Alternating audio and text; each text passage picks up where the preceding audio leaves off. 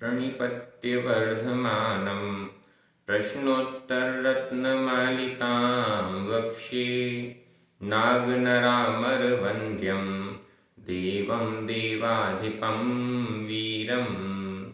बोलिए श्री 1008 महावीर भगवान की जय। आचार्य श्री विद्यासागर जी महाराज की जय।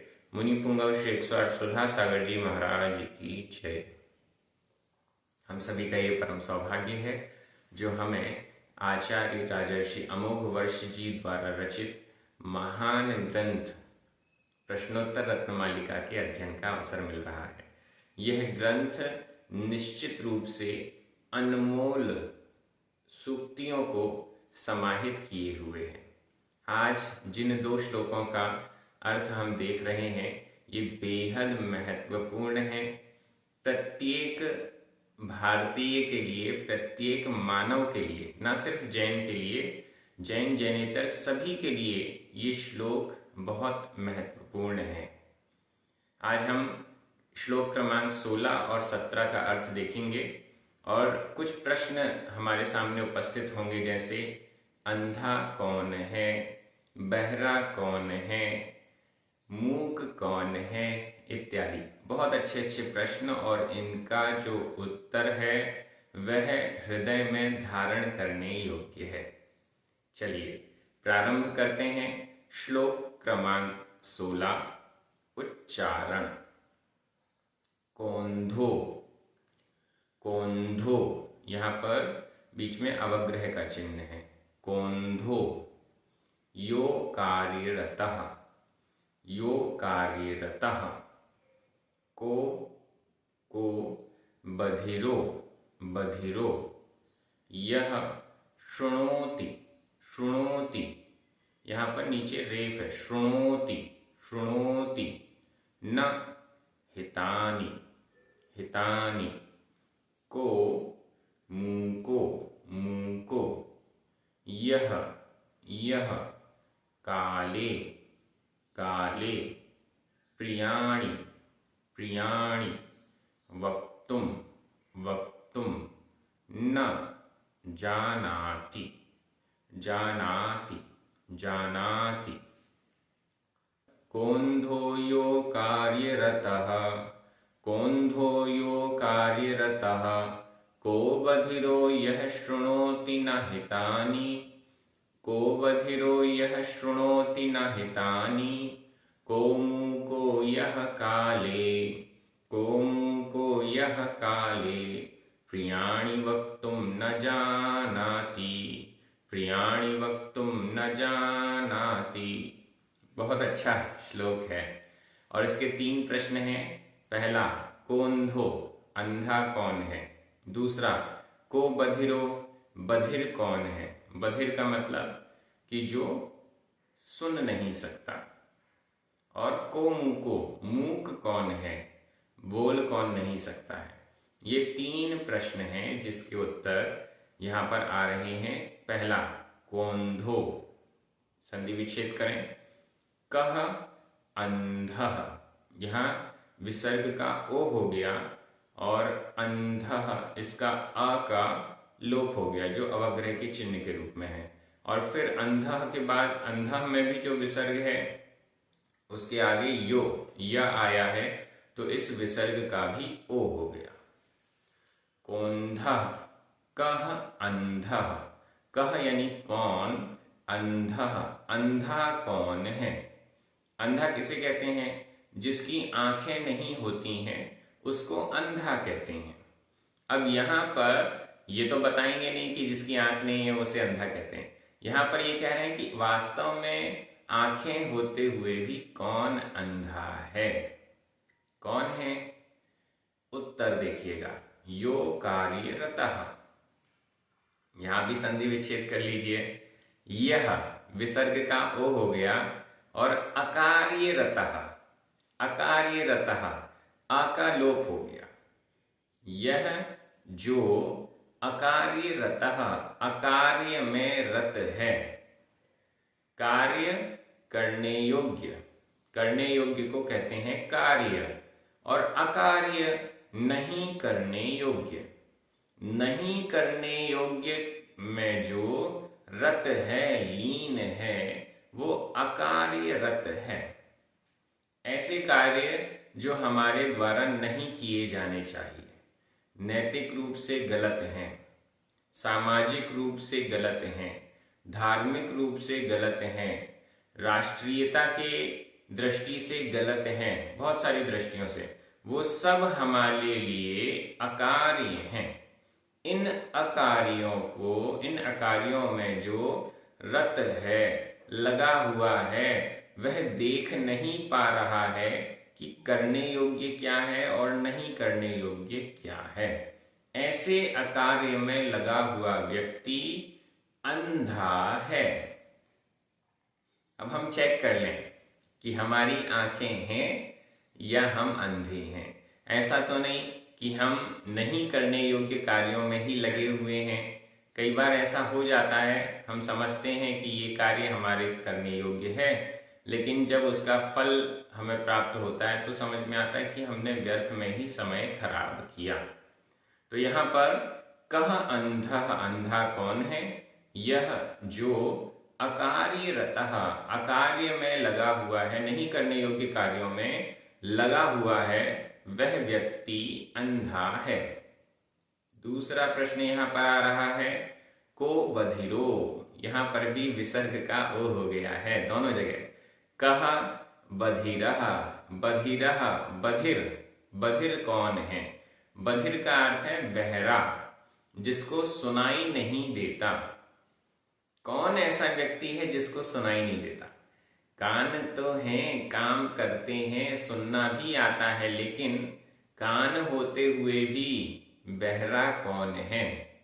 बड़ा अच्छा उत्तर है, यह शृणोति न हितानि। यह जो शृणोति, सुनता, शृणोति, यह क्रिया रूप है, वर्तमान काल अन्य पुरुष एक वचन का। शृणोति सुनता है, न नहीं, यह न शृणोति, जो नहीं सुनता है। कितनी अच्छी बात। बहरा कौन है? जो नहीं सुनता। क्या नहीं सुनता? अब ये मेन शब्द आ रहा है। बहरा कौन है? यह जो शृणोति न शृणोति, नहीं सुनता है, जो नहीं सुनता है। क्या नहीं सुनता है? हितानि, हितानि, हित, कल्याणकारी वचनों को जो नहीं सुनता है वह बहरा है।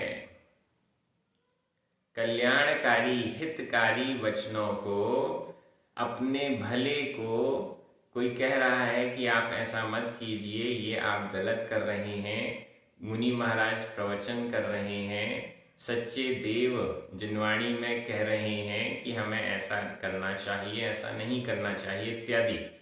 इन उपदेशों को, हित के उपदेशों को, अच्छी बातों को जो नहीं सुनता है वह बहरा है। जो हित की बात को नहीं सुनता है, हित के वचनों को नहीं सुनता है। कई बार हम नहीं सुनते हैं, तो जब हम नहीं सुन रहे हैं तब हम बहरे हैं।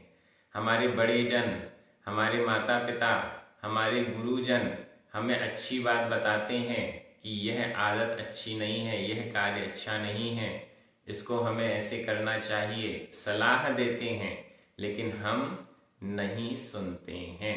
तो जब हम नहीं सुनते हैं तो निश्चित मान लीजिएगा कि हम तो बधिर हैं, बहरे हैं। और अगर आज बहरे नहीं हैं तो कल बहरे हो जाएंगे। आज अंधे नहीं हैं तो कल हम अंधे हो जाएंगे, ऐसा भी हम समझ सकते हैं। तो निश्चित रूप से बहुत अच्छा यहाँ पर कहा गया कि कौन बहरा है? जो हित के वचनों को, हित की बातों, कल्याणकारी वचनों को नहीं सुनता है वह बहरा है। चिंतन आप कीजिएगा, कोशिश कीजिएगा कि कमेंट बॉक्स में आप लिखें कि ऐसी कभी कोई कंडीशन आई है जब आपने बड़ों की बात नहीं मानी, बड़ों की बात नहीं सुनी और इसके बाद फिर आपको उसका नुकसान भी उठाना पड़ा। ऐसी अगर कोई आपके जीवन में घटना आई है तो ज़रूर लिखिएगा। वैसे तो ये सब चीज़ें लोग शेयर नहीं करते हैं, फिर भी आप लिख देंगे, क्योंकि कमेंट बॉक्स में आप लिख रहे हैं, आपका नाम या कुछ तो आप लिखेंगे नहीं साथ में, तो चल जाएगा। आगे को मु को, यहां भी विसर्ग का ओ हो गया है दोनों जगह। कह कौन, मूको मूकह मूकह, मूक कौन है? कौन है जो गूंगा है, बोल नहीं सकता? ऐसा कौन सा व्यक्ति है जो बोल नहीं सकता? अब इसका उत्तर भी बहुत अच्छा है। यह काले प्रियाणि वक्तुम न जानाति, यह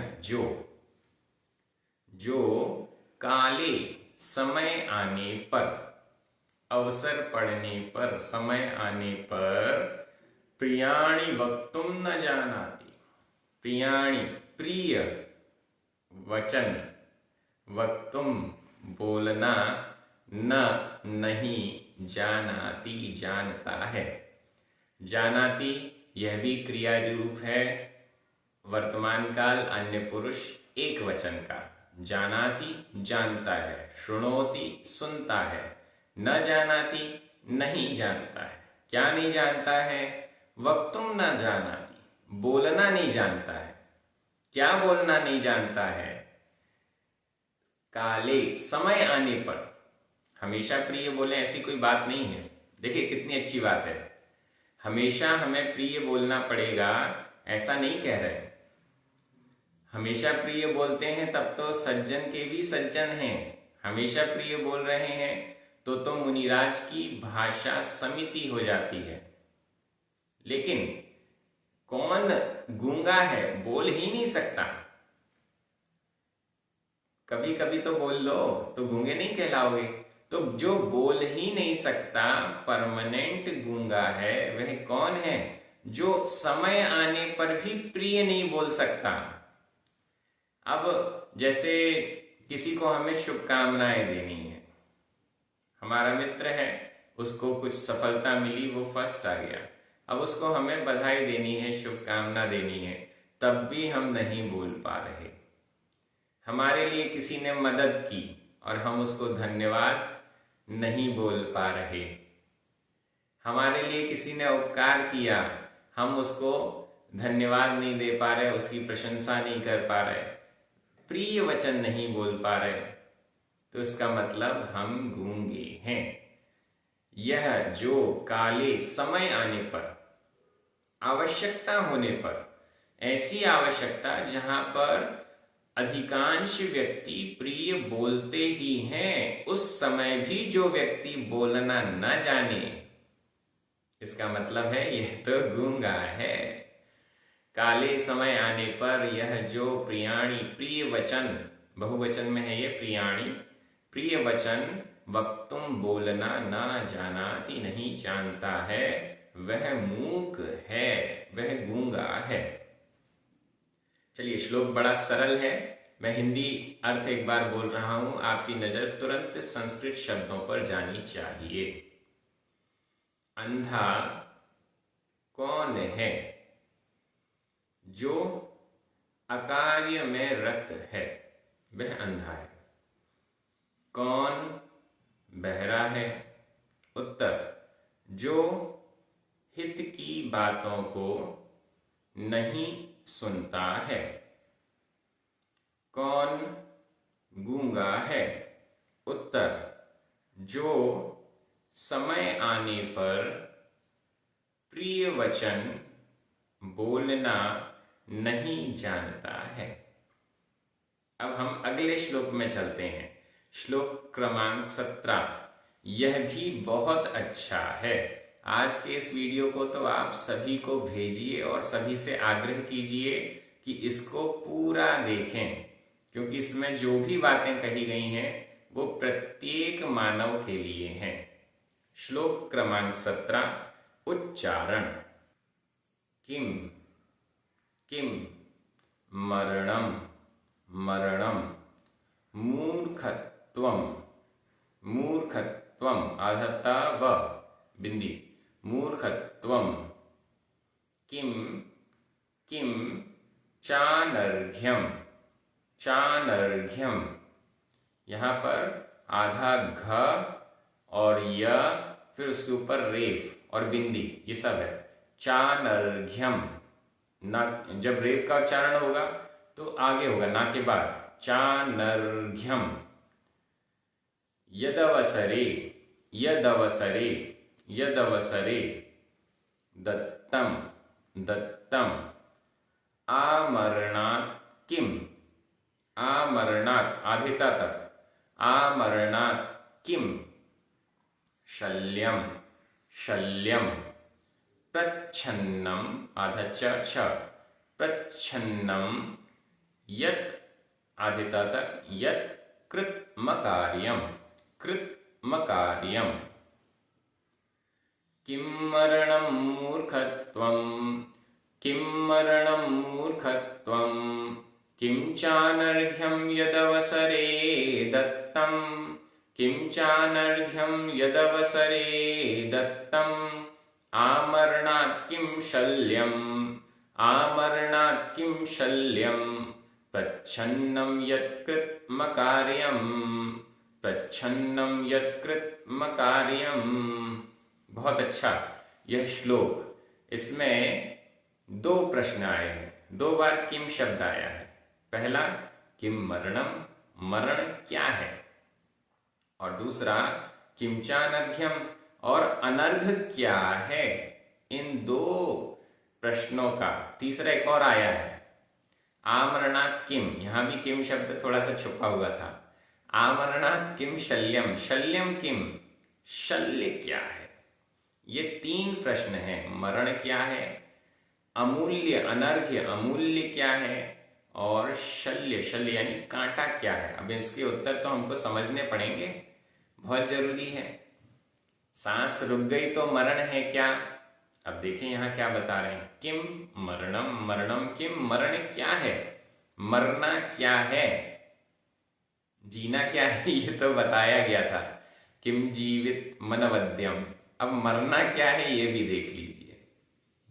मूर्खत्वम, मूर्खता, मूर्खता यही मरण है। मूर्ख वाला आचरण करना, यह तो मरण है, यही मरण है। इसके अलावा जीना क्या है। अगर कोई व्यक्ति मूर्खों जैसा आचरण कर रहा है तो यह उसका जीवन नहीं है, ये तो उसका मरण ही है, मरण की अवस्था है। प्राण ले रहा है, सांस ले रहा है, फिर भी मरण हो गया है, ऐसा समझना चाहिए। क्योंकि वो मूर्ख है, विवेक नहीं है, सही गलत की पहचान नहीं है, बिना सोचे विचारे कार्य करता है। मूर्खपना क्या कहलाता है, बिना सोचे हुए कोई काम कर देना। अरे कैसा मूर्ख है, बिना सोचे कुछ भी करता रहता है, कुछ भी बोलता रहता है, कुछ भी सोचता रहता है, कुछ भी देखता रहता है। और ज्ञानी व्यक्ति, मुझे क्या देखना है वो देखूंगा, क्या सोचना है वो सोचूंगा, क्या बोलना है वो बोलूंगा, क्या ग्रहण करना है वो ग्रहण करूंगा। तो ज्ञानी व्यक्ति अपना विवेक लगाता है। और मूर्ख व्यक्ति, जैसे छोटा बच्चा होता है, बालक, लेकिन वो भी समझदार होता है, उसको जो पसंद होता है वो वस्तु उठाता है, उस वस्तु को ग्रहण करता है। लेकिन मूर्ख व्यक्ति बिना सोचे समझे सारे कार्य करता रहता है, ऊट पटांग कार्य करता रहता है, उल्टा सीधा कार्य करता रहता है। उसको हम कहते हैं यह तो मूर्ख है, और यह मूर्खता ही मरण है। मूर्खता मरण है, विवेक जीवंतता है, जीवन है, ऐसा हमें समझना चाहिए। हालांकि ऐसी कोई मूर्खता अपन नहीं करते होंगे, लेकिन गलती से करने लग जाएं तो अपने आप को हमें रोक लेना चाहिए। आगे चलें। किम चानर्घ्यम, किम क्या, चानर्घ्यम। यहां पर संधि विच्छेद करें। च अनर्घ्यम, च में छोटा अ, अनर्घ्यम का छोटा अ, ये दोनों छोटे आ मिलकर बड़ा आ हो गया। किम क्या, च यानी और क्या, अनर्घ्यम, अनर्घ्यता क्या है। अर्घ्य का मतलब होता है मूल्य, मूल्यवान, और अनर्घ्य जिसका कोई अर्थ नहीं है, जिसका कोई मूल्य नहीं है, अमूल्य वस्तु क्या है? अमूल्य वस्तु क्या है? वैसे तो हर वस्तु का मूल्य होता है, लेकिन कब वस्तु अमूल्य हो जाती है? यद अवसरे दत्तम। देखिए कितना अच्छा है उत्तर, देखिएगा हर जगह फिट होता है ये उत्तर। मैं किसी एक प्रसंग की बात करूंगा, आप किसी और प्रसंग के बारे में विचार करेंगे, वहां भी यह फिट हो जाएगा। अमूल्य क्या है? यद अवसरे दत्तम, संधि विच्छेद, यद अवसरे, यत आधा ता, अवसरे अ, यत आधा ता और उसके बाद अवसरे का आ है तो ता के स्थान पर दा हो गया और दा में आ मिल गया तो दा पूरा हो गया।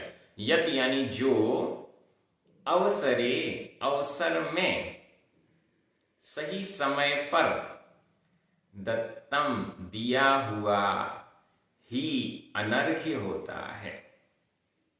दत्तम दिया हुआ, यत जो, अवसरे समय आने पर, एकदम उचित समय पर, आवश्यक समय पर, दत्तम दिया हुआ ही अमूल्य होता है। अब समझें, मेरा पेट भरा हुआ है, फिर भी आप कहें भोजन कर लो, भोजन कर लो, तो क्या होगा? मेरे लिए उस भोजन का क्या मूल्य है? कुछ भी नहीं। क्यों? हमारा तो पेट भरा हुआ है। लेकिन जब बहुत तेज भूख लगी है और फिर कोई कहेगा कि भोजन कर लो, तो क्या होगा? हमारे लिए यह अमूल्य है। बहुत तेज प्यास लगी है और हम उसको पानी पिलाते हैं, तो यह उसके लिए अमूल्य है। एक राजा था, जंगल में भटक गया, उसके सैनिक भी इधर उधर हो गए, अकेला था, उसे बहुत प्यास लग रही थी, पानी कहीं मिल नहीं रहा था। देखा एक झोपड़ी बनी हुई है, उसमें वो गया और कहा कि आप मुझे पानी पिला दीजिए, बहुत तेज प्यास लगी है। ठीक है, सामने वाले ने कहा पिला दूंगा, आप तो राजा दिखते हैं, निश्चित रूप से मुझे कुछ देंगे। बिल्कुल, प्यास इतनी लग रही है कि अभी मर जाऊंगा, अगर आप मुझे पानी पिला देंगे तो बच जाऊंगा, मैं आपको अपना आधा राज्य दे दूंगा। अब इतना, एक गिलास पानी की बात है, थोड़े से पानी की बात है, जिसका कोई लगभग मूल्य नहीं होता है, उसके लिए राजा एक आधा राज्य देने के लिए तैयार है। अमूल्य है क्योंकि यह अवसर है, उस अवसर पर जो दिया गया है वह अमूल्य है, और अवसर बीत जाने पर हम देते हैं तो वो निर्मूल्य है। मुनि महाराज आहारचर्या के लिए निकलते हैं, आहारचर्या का समय होता है, उस समय के बाद हम यदि पड़गाहन के लिए खड़े होंगे तो क्या होगा? मुनि महाराज तो निकल चुके, अब समय निकल जाने पर अब आहार दान तो हम नहीं कर पाएंगे। अवसर, सही अवसर हमें तलाशना होगा। सही अवसर पर छोटी सी भी चीज दी जाती है तो वह अमूल्य होती है। फिर से सुनिए, सही अवसर पर जो छोटी सी भी वस्तु दी जाती है तो वह अमूल्य होती है, और समय निकल जाने पर बड़ी वस्तु भी देंगे तो किसी काम की नहीं है। हम देखते हैं कहीं कोई मंदिर का निर्माण हो रहा है, कहीं पर कोई अच्छा कार्य हो रहा है, धार्मिक सामाजिक कार्य हो रहा है, जिस समय वहां यह कार्य हो रहा है और जितनी आवश्यकता वहां पर है, हम वहां पर वह अपनी राशि देते हैं तो उसका सदुपयोग तुरंत हो रहा है, तो यह अनर्घ्य है, अमूल्य है। और अगर हम लेट हो जाएंगे, जरूरत तो आज है लेकिन आप मुझसे कल ले लेना, तो क्या होगा? कल तो जरूरत ही नहीं रहेगी। तो इस दृष्टि से अनर्घ्य करना मतलब हमारे पास वस्तु उतनी ही है, लेकिन हम एकदम परफेक्ट समय पर उस वस्तु को अगर देते हैं तो वह वस्तु अमूल्य हो जाती है, ऐसा समझना चाहिए। इस पर बहुत कुछ चिंतन किया जा सकता है, इसको दान से जोड़कर देखना चाहिए, इसको सामाजिक सहायता से जोड़कर देखना चाहिए, हर तरीके से हम इसको जोड़कर देख सकते हैं। आमरणात् किम शल्यम, आमरणात् आधा त, किम क्या, किम क्या, शल्यम शल्य है। शल्य क्या है? शल्य का अर्थ होता है कांटा। जैसे कांटा एक बार चुभ जाए, जब तक वो बाहर नहीं निकलता तब तक हमको कष्ट देता रहता है, तब तक हमारे ध्यान में वो कांटा ही रहता है। कुछ भी काम करते रहेंगे लेकिन पैर में कांटा लगा है, ये हमारे दिमाग में चलता रहेगा। आमरणात्, मरण तक, आ यानी तक, मरणात् मरण, मरण तक, पूरे जीवन काल में जब तक मरण नहीं हो रहा है तब तक किम शल्यम, शल्यम किम, तब तक शल्य क्या है। ऐसा कोई काम जो हमने किया और मरण पर्यंत तक हमारे ध्यान में रहता है, हमें कचोटता रहता है, हमें परेशान करता रहता है, दुखी करता रहता है, ऐसा कौन सा कार्य है जिसे शल्य के रूप में वो मरण पर्यंत हमारे साथ रहता है? उत्तर देखिए, बहुत जरूरी है ये उत्तर प्राप्त करना। प्रच्छन्नम यत्कृतमकार्यम, प्रच्छन्नम छुपाकर, प्रच्छन्नम छुपाकर या छुपा हुआ, यत् कृतमकार्यम, यत् आधाता, यत् यत् यानी जो, कृतमकार्यम संधि विच्छेद कर लें, कृतम आधा म, अकार्यम छोटा आ, आधा म और छोटा आ मिलकर मां पूरा हो गया। यत् जो, कृतम किया हुआ, अकार्यम अकार्य है, जो किया हुआ अकार्य है वो भी कैसा? प्रच्छन्नम छुपकर किया हुआ। देखिए, सबके सामने यदि किया हुआ होगा तो वो कांटे की तरह हमें चुभेगा नहीं, वो तो सामने वाले व्यक्ति हमको या तो उसका दंड दे देंगे या उसका फल हमको मिल जाएगा, और वो लोग हमको याद दिलाते रहेंगे कि वह गलत कार्य आपने किया था, तो उसका हम प्रायश्चित लेंगे, शुद्धि करेंगे।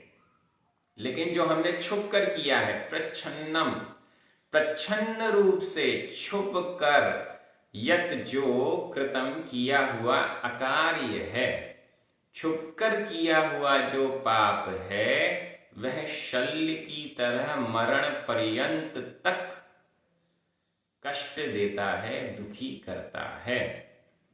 वो गलत कार्य मैंने किया था, किसी को बताया नहीं, छुपा कर किया था, छुप कर किया था, तो उस गलत कार्य को, प्रच्छन्न रूप से किए गए गलत कार्य ही शल्य के समान, कांटे के समान जीवन पर्यंत तक, मरण पर्यंत तक दुखी करने वाला होता है। तो आमरणात् मरण पर्यंत तक, शल्यम किम शल्य क्या है? यत जो प्रच्छन्नम छुप कर, कृतम किया हुआ अकार्य है, पाप कार्य है, गलत कार्य है, वह हमें शल्य के समान दुखी करता है। एक बार मैं हिंदी बोल रहा हूं, आपके सामने संस्कृत शब्द आ जाने चाहिए। मरण क्या है? उत्तर मूर्खता। दूसरा प्रश्न, और अनर्घ्य अमूल्य क्या है? उत्तर अवसर पर दिया हुआ जो है वह अमूल्य है। तीसरा, मरण पर्यंत तक शल्य यानी कांटा क्या है? उत्तर छुपकर जो किया हुआ कार्य है वह कांटे के समान है। इस प्रकार से दोनों श्लोक बहुत अच्छे थे, बार बार मनन और चिंतन करने योग्य हैं। आप सभी बहुत अच्छे से पढ़ रहे हैं, एक एक शब्द को, एक एक प्रश्न के उत्तर को समझने का, चिंतन करने का प्रयास कर रहे हैं। ये बहुत अच्छी बात है। अपने मित्रों को भी इस वीडियो को शेयर कीजिए, स्वाध्याय के लिए प्रेरित कीजिए। सभी को जय जिनेंद्र। जिनवाणी माता की जय।